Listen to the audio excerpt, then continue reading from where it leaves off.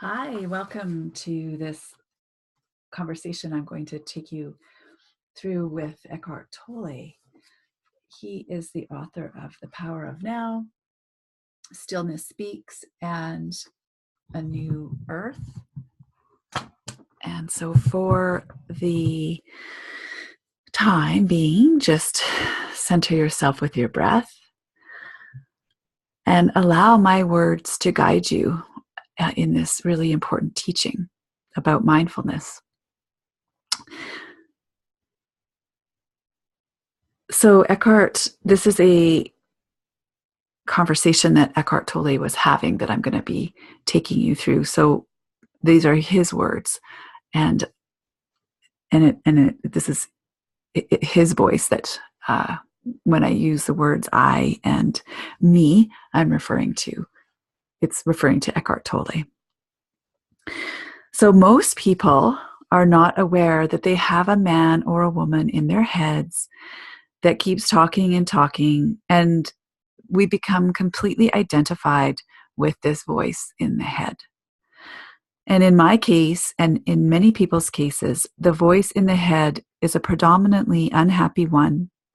So there's an enormous amount of negativity that is continuously generated by this unconscious internal dialogue. And one night, after being depressed for a long time, I became aware of a separation between this voice in my head that was constantly talking and then the sense of self that lied underneath that. And I later recognized that as consciousness. So I didn't understand it at first. I just realized the next day that I was suddenly at peace. There was a deep sense of inner calm, although externally nothing had changed. So I knew something drastic had happened. A while after this transformation, I was talking to a Buddhist monk who said that Zen is very simple. You don't rely on thought anymore, and you go beyond thinking.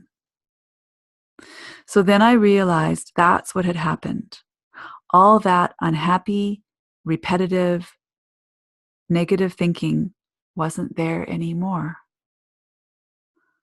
So the identification that we derive from our thinking, which includes all of our memories, one's conditioning, and one's sense of self, is a conceptual one that is derived from the past. And it's essential for people to recognize that this voice is going on inside of them. And the breakthrough happens when you can see the separation between the habitual, repetitive, negative thoughts and the part of you that is aware that these thoughts are going on. And that breaks the identification or the consumption or being immersed in your mind with your thoughts. And for many, that is the first real spiritual breakthrough. So I see it as not believing in this or that, but as simply stepping out of identification with a stream of thinking. And you suddenly find there's another dimension deeper than thought inside of you. And I call that stillness. So it's an aware presence. It's nothing to do with the past or the future. We can also call it waking up. That's why many spiritual traditions use the term awakening. You wake up out of this stream of thinking and you become present.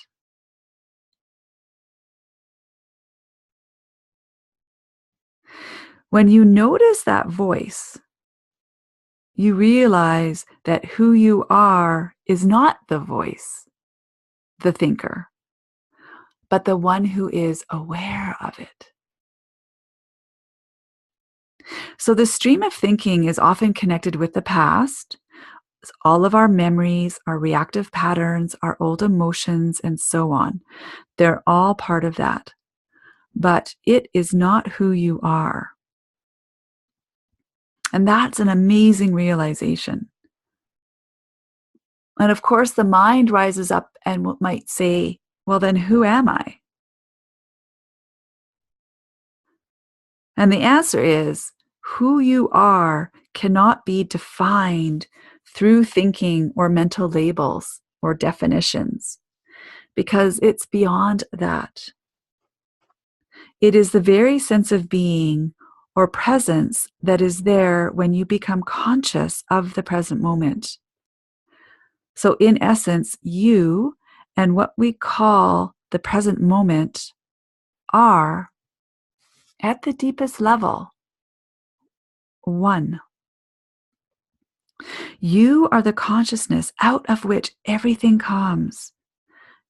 Every thought comes out of that consciousness, and every thought disappears back into it. So you are a conscious, aware space. And all your sense perceptions, your thinking, and emotions come and go in that aware space.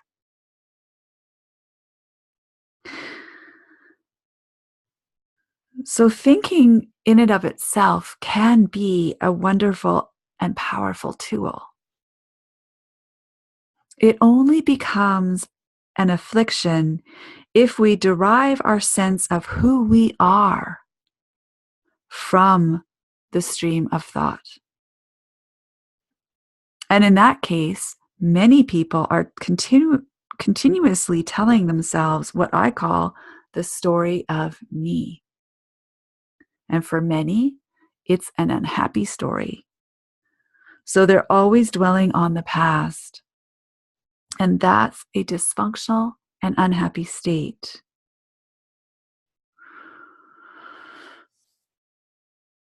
So you cannot deny your history and your story. These events have happened, and your personal history has its place, and it needs to be honored. It's not problematic unless you become totally lost in that dimension. So how do you experience your past? As memories. And what are memories? They are thoughts in your head. If you're totally identified with these thoughts in your head, then you are trapped in your past history. So is that all there is to who you are? Or are you more than your personal history? And when you step out of identification with that and realize for the first time that you're actually the presence behind the thinking, then you are able to use thought when it's helpful and necessary. But you are no longer possessed by the thinking mind, which then becomes a helpful, useful servant. And if you never go beyond the thinking mind, and there is no sense of space, it creates continuous conflict in relationships. So it's that spacious, aware presence that you can bring to any relationship. So, for example, when you listen to your partner or a friend or even an acquaintance, can you be there as the aware space that is listening? Or, while the other person is speaking, are you constantly thinking, preparing the next thing you're going to say? Are you judging and evaluating what you're hearing? Or can you be there as the space for the other person? And I would say that's the greatest gift you can give someone. It's especially important for parents and children, but also in intimate relationships. Can you listen to the other person in that simple state of alertness in which you are not judging what you are listening to? And if you can, then you're there as a presence rather than as a person. You're not imposing mental labels, judgments, or definitions on the other person. And that's a deeper level of awareness. So you can invite stillness in by bringing more awareness of the present moment into your life. For example, I recommend that people bring a conscious presence to the everyday activities they do unconsciously. So whether it's washing your hands, having a shower, making a cup of tea, when you're waiting at an elevator, instead of indulging in thinking, these are opportunities for being there as a still, alert presence.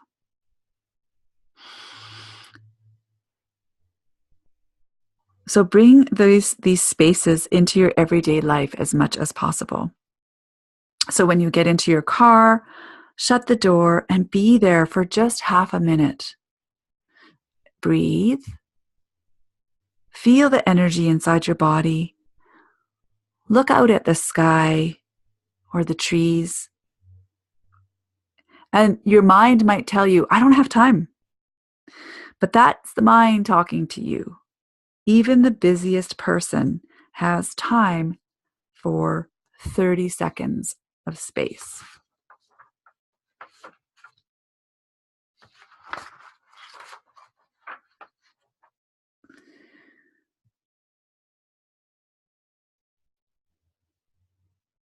So don't think about how many other things that you have to do or where you're trying to go or get to.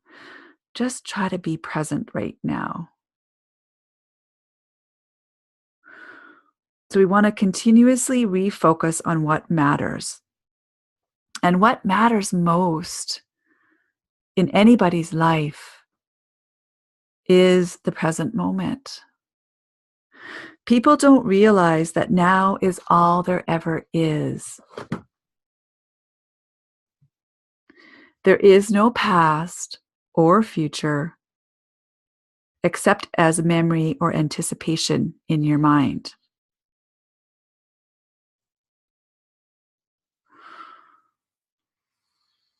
So when we think about time, and for many, time is a factor that causes a lot of stress in people's lives. But time is something that we cannot do without. And we could even say that time is what dominates this entire life that we experience here on the surface of reality.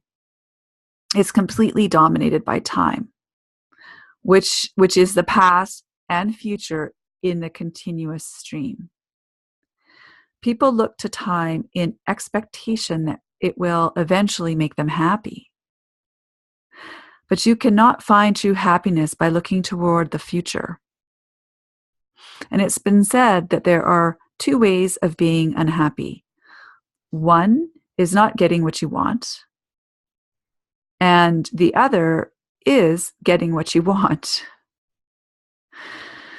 So if you think this, that, or the other thing will make you happy, when you get what you wanted, you will again be focusing on the next thing, the next moment. And as such, you skip over the present moment, which is all we truly have. And many people identify their sense of self with the problems they have or they think they have. So, as a reality test, I ask people, what problem do you have at this moment? Not in an hour or tomorrow, but what problem do you have right now? And sometimes they'll suddenly wake up when they hear that question because they realize at this exact moment, with this breath, they don't have a problem.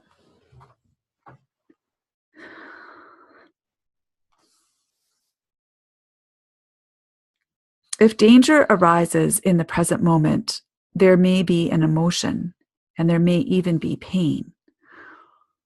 But that's a challenge. It's not a problem.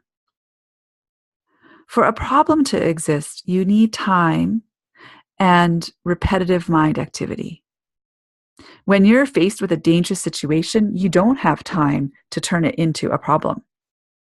So when people ask how they can get over their problems, I suggest that they go into the present moment and see what the problem is now.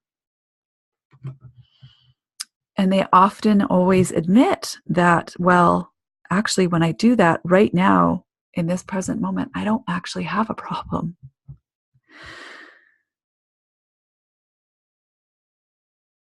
And that frees them. So start by entering the present moment. So you find that space in which problems cannot survive. And in that moment, you contact a deeper intelligence than the conditioned mind. And that is the place where intuition, creative action, knowledge, and wisdom come from. So make sure you're not in a state of negativity with the present moment, because you can take action on the basis of negativity. So, for example, you might feel angry about not having enough money. You work extremely hard, and after some years, you become wealthy. But all that action is contaminated by negativity if it comes out of anger, and it will create further suffering for yourself and others. So you change that by seeing how you relate to this moment. And when you do that, what you're really asking is, what is my relationship with life? And the present moment is your life. It's nowhere else. Never, ever. So no matter what the situation is, when you align yourself with the present moment, find something to be grateful for. Gratitude is an essential part of being present. When you go deeply into the present, gratitude arises spontaneously, even if it's just gratitude for breathing, or gratitude for the aliveness that you feel in your body. Gratitude is there when you acknowledge the aliveness of the present moment. And that's the foundation for successful living. So once you've made the present moment into your friend through openness and acceptance, your actions will be inspired, intelligent, and empowered, because the power of life itself will be flowing through you. And even if what's going on in that moment is perhaps making you uncomfortable, so even if the mind judges the moment as negative, sometimes the mind will tell you that there's no point in even trying. But you don't have to believe every thought that comes into your mind.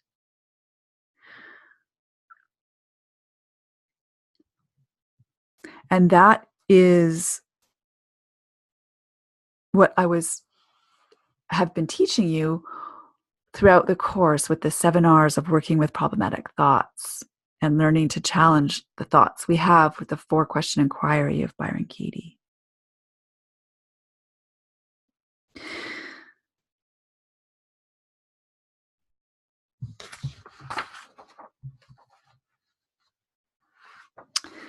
So when you are aligned with the present moment, you let go of inner resistance.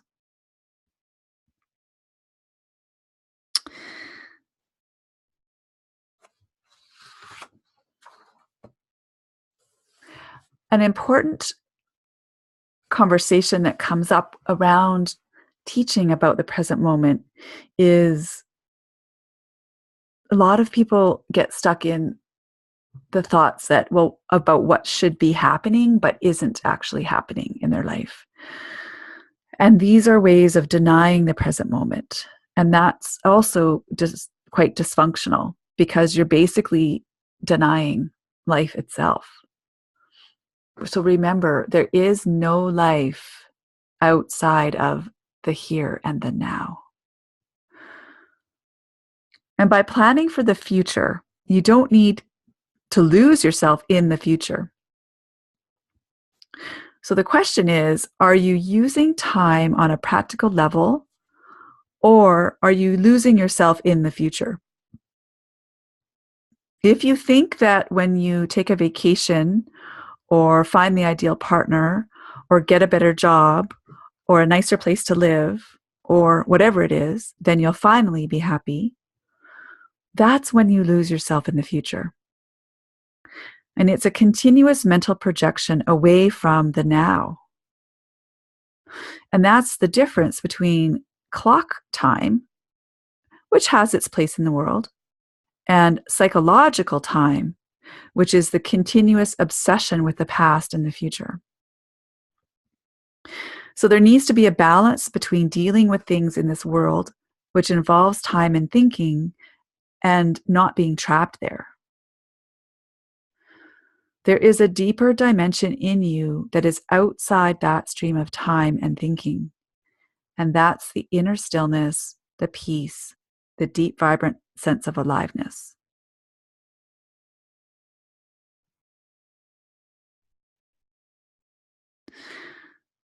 So often our egoic mind blocks us when we're trying to live in the present moment, when we want to enter into the now.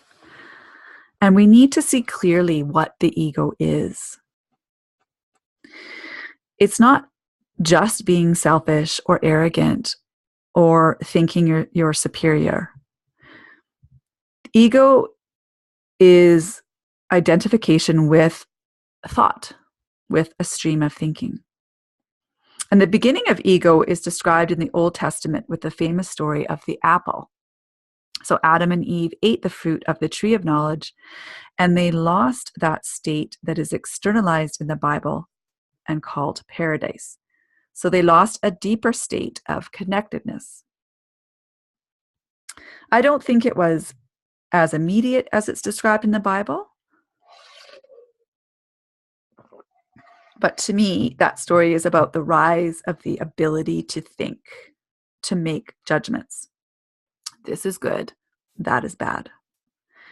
And I believe it took a long, long time of increased thinking until people reached a point where they derived their entire sense of who they are from their stream of thinking.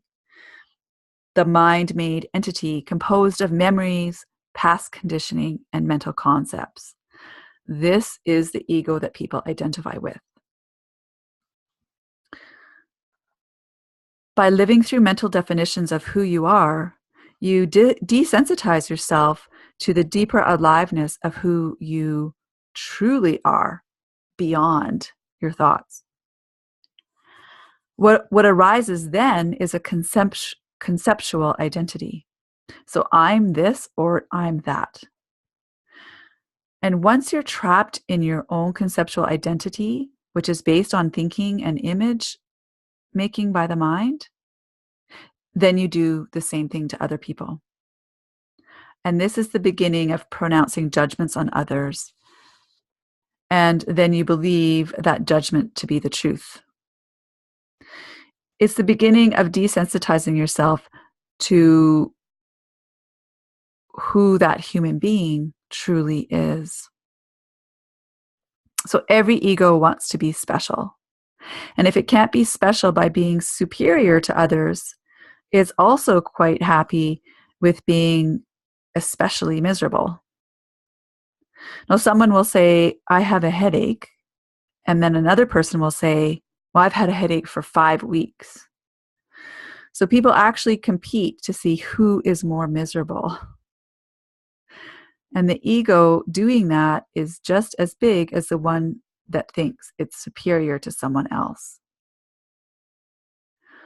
So if you see yourself, if you see in yourself that unconscious need to be special, then you are already free because you have recognized that being special is a pattern of the egoic mind. And the ego also wants to be right all the time. And it loves conflict with others. It needs enemies because it defines itself through emphasizing others as different. So nations do this. Religions do this. And if you identify with one particular religion, you need the non-believer or the other to feel your own sense of identity more strongly. So ego is always identification with one form or another, which could be a possession, so my house, my car, and so on. And your sense of who you are is in that thing. And if that thing is then criticized by somebody else, you become extremely defensive or aggressive because your sense of self is being threatened. There are other forms of identification. So opinions are also mind forms out of the ego. So I am right implies, of course, that everybody else has to be wrong. So the ego has been here for thousands of years, and that means it has its place in the evolution of humanity. But our ability to think more and more, so that gradually we became identified with thinking, was how we lost a deeper connectedness with life. And I believe we are now at an evolutionary transition where far more human beings than ever before are able to go beyond ego into a new state of consciousness. And this is the point where the evolution of consciousness, the awakening of humanity, is no longer a luxury. The effects of the dysfunctional ego are now being amplified by technology. So think of war.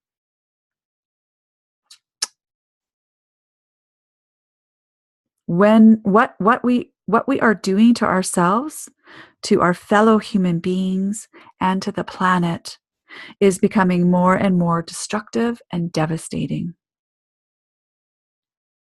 And sometimes people ask me if things are getting better or worse. And my answer is, at the moment, it's both. Things are getting better and worse. There are two streams of existence right now. One stream is the old, unenlightened egoic consciousness, which is still continuing. And you see this when you watch the news. And the other stream is us sitting here now, talking. I'm not saying we're special, but the fact that we're addressing this and that you're listening to this now and that it's meaningful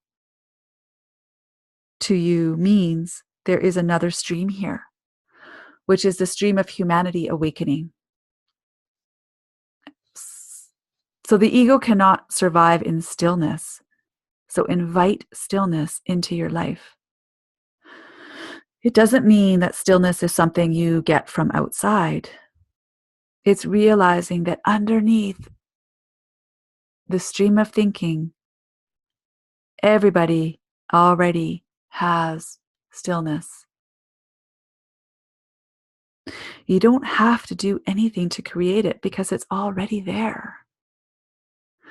So look very deeply into yourself and see your sense of isness, your sense of self. The sense of isness is bound up with the stillness. You're never more essentially yourself than when you are still. You can invite stillness into your life by taking a few conscious breaths many times throughout the day. And just observe your breath flowing in and out. So we'll do that now, breathing in and out.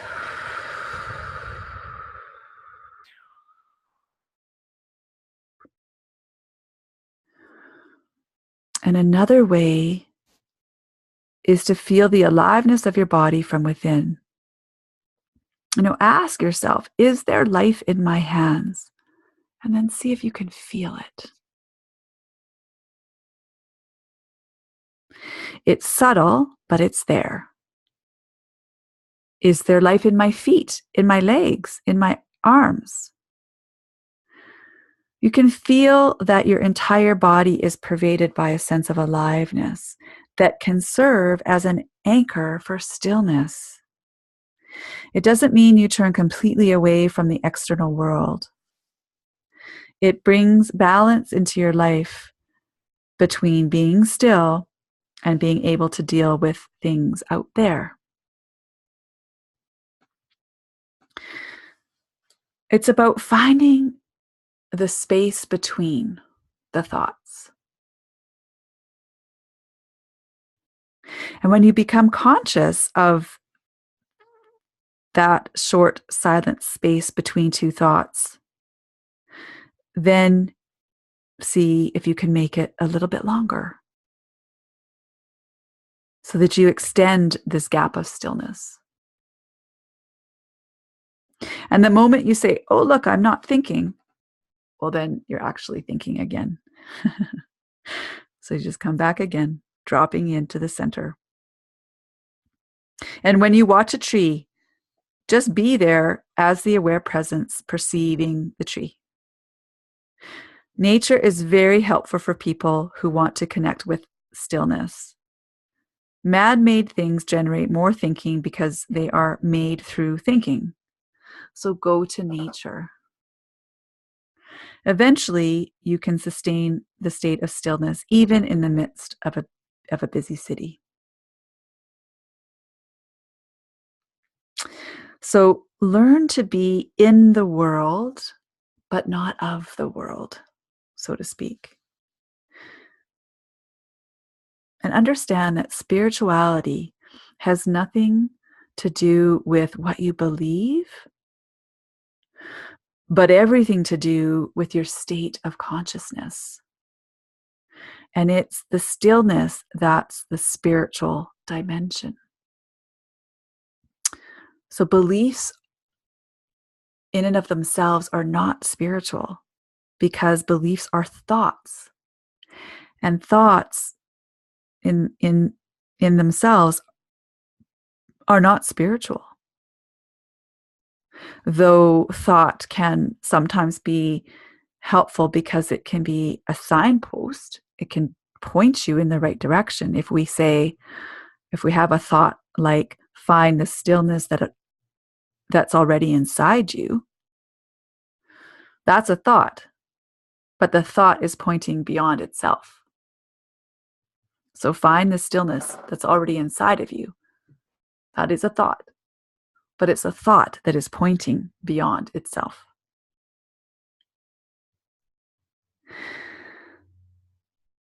So Jesus said, heaven does not come with signs to be observed.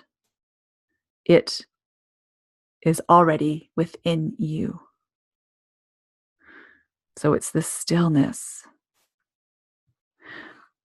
So rather than asking if you ever will be free, because ever is a huge amount of future time, ask if you can be free at this moment.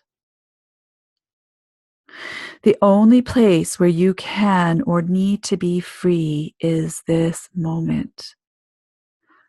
So, not the rest of your life. Don't have to take that on. You just need to be free at this moment, just now.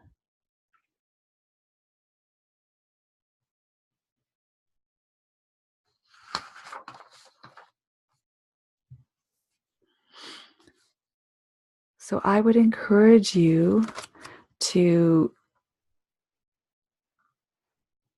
read A New Earth if you haven't already, or The Power of Now. And see if you can continue to bring stillness into your life. I hope throughout this course you've been practicing the 7 R's of working with problematic thoughts, which is a way to bring stillness. It's a way to get you connecting with your breath and out of your thoughts and into your body. And continue to understand that whenever you find yourself in blame or judgment or complaining or suffering or defensiveness, those are all states of the ego. That means that you are hooked, so to speak, by the egoic mind. And one of the solutions is to see if you can drop whatever the storyline is around the subject matter, and just drop at the story and drop into or underneath that to the sense of inner peace that lies within. So this is my wish for you.